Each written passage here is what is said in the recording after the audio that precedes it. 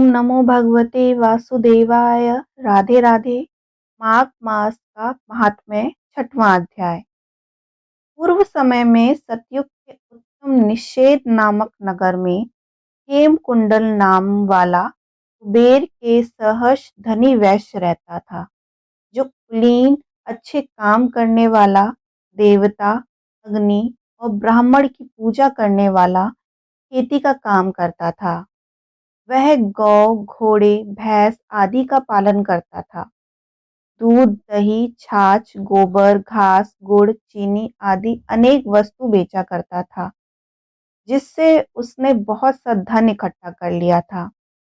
जब वह बूढ़ा हो गया तो मृत्यु को निकट समझकर उसने धर्म के कार्य करने प्रारंभ कर दिए।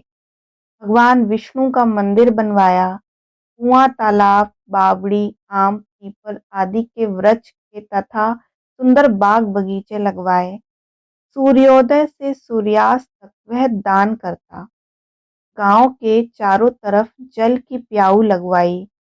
उसने सारे जन्म भर जितने भी पाप किए थे उनका प्रायश्चित करता था।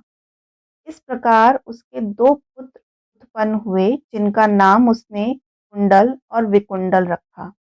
जब दोनों लड़के युवावस्था के हुए तो हेमकुंडल वैश्य गृहस्थी का सब कार्य सौंपकर तपस्या के निमित्त वन में चला गया और वहां विष्णु की आराधना में शरीर को सुखाकर अंत में विष्णु लोक को प्राप्त हुआ। उसके दोनों पुत्र लक्ष्मी के मद को प्राप्त होकर बुरे कर्मों में लग गए। वैश्यागामी वीणा और बाजे लेकर वैश्याओं के साथ गाते फिरते थे।